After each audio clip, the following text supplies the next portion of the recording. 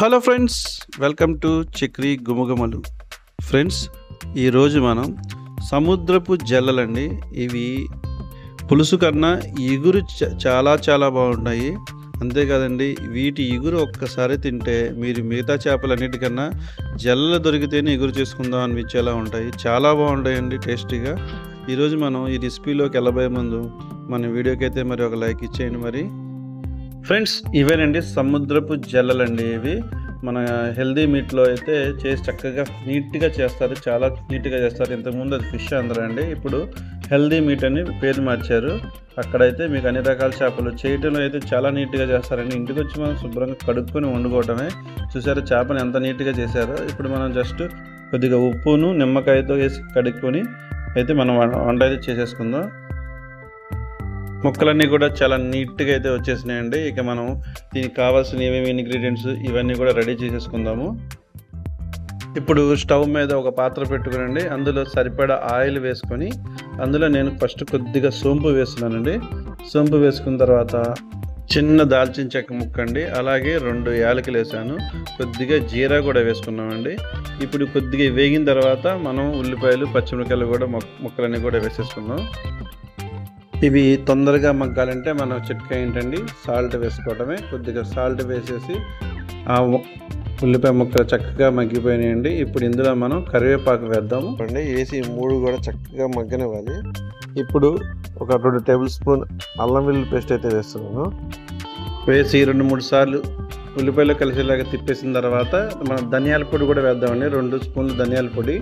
నేనంటే నాకు అలవాటు చేత్తో కాబట్టి చేత్తో వేసేస్తున్నాను. 2 టేబుల్ స్పూన్ ధనియాల పొడి కూడా వేసుకుని మొత్తం కలిసే వరకు కూడా బాగా మిశ్రమాన్ని బాగా కలపాలండి. ఇప్పుడు కొద్దిగా పసుపును జీరా పొడి అండి. జీరా పొడి అంటే మనం సన్న సగ మీద ఆయిల్ లేకుండా ఫ్రై చేసుకుంటాం అన్నమాట. సన్నగా వేపి పొడి చేసి పెట్టుకుంటామండి. ఇది డబ్బాలో నేనైతే అది కొద్దిగా వేస్తున్నాను జీరా పొడి కూడా. ఎందుకంటే మంచి ఫ్లేవరు, మంచి టేస్ట్, మంచి స్మెల్ కూడా వస్తుందండి మనకి కర్రీ అయితే. జీరా పౌడర్ వేసిన తర్వాత ఇప్పుడు ఒక కారం కూడా వేస్తున్నాను. కారం 2 టేబుల్ స్పూన్ కారం వేస్తున్నాను.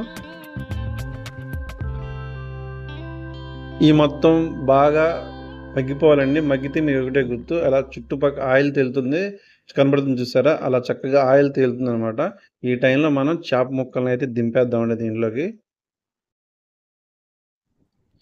చేప ముక్కలు అయితే దిగిపోతున్నాయండి. పాపం కాకపోతే అవి ఈత కొట్టే పొజిషన్లో లేవు కాబట్టి మనమే గరిటెతో చక్కగా వాటిని కలుపుదాము.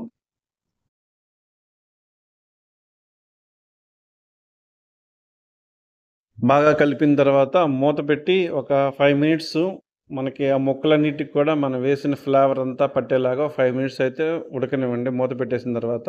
ఇప్పుడు మూత వేసి ఒక గ్లాసు నీళ్ళు, ఒక గ్లాస్ అంటే కొద్ది కొద్దిగా వేయండి, ఒకేసారి గ్లాస్ నీళ్ళు పోయొద్దు.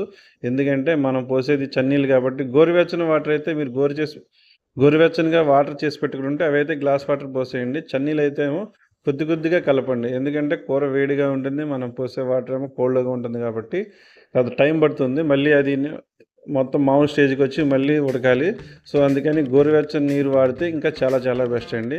చక్కగా గోరువెచ్చని నీరు అంతా కూడా ఎగిరిపోయిన తర్వాత గ్రేవీ అంతా దగ్గరికి వచ్చేసింది. మన కూర అయితే పర్ఫెక్ట్గా రెడీ అయిపోయిందండి. ఇప్పుడు ఇందులో వీటిగా ఏ మసాలాలు వేయట్లేదు. ఇలాగే చాలా టేస్టీగా ఉంటుంది. అయితే పచ్చిమిర్చి అయితే ఎక్కువ వేసుకోండి. ఇగురికి ఎప్పుడు పచ్చిమిర్చి ఎక్కువ ఉంటేనే చాలా బాగుంటుంది. ఫైనల్గా కొత్తిమీర అయితే జల్లేసాం మనం. మీకు కర్రీ ఎలా కనబడుతుందో కానీ చాలా టేస్ట్ అండి. ముక్క అయితే చాలా పర్ఫెక్ట్గా వచ్చింది, చాలా టేస్ట్గా, నిజంగా చెప్తున్నాను చాలా టేస్ట్గా వచ్చింది. జల్లల ఇగురు అనేది నిజంగా చాలా బాగుంటుంది. ఒకటే ముళ్ళు ఉంటుంది. సముద్రపు జల్లలు అండి, నేను వాగుల్లో దొరికే జల్లల గురించి కాదు. దొరికితే కనుక ఒకసారి ఖచ్చితంగా ట్రై చేయండి. అలాగే మా ఛానల్ని మీ సపోర్ట్ అందిస్తూ కొత్తగా చూస్తున్న వాళ్ళు ఎవరైనా ఉంటే సబ్స్క్రైబ్ చేయండి, లైక్ కొట్టండి, కామెంట్ చేయండి. థ్యాంక్ యూ అండి.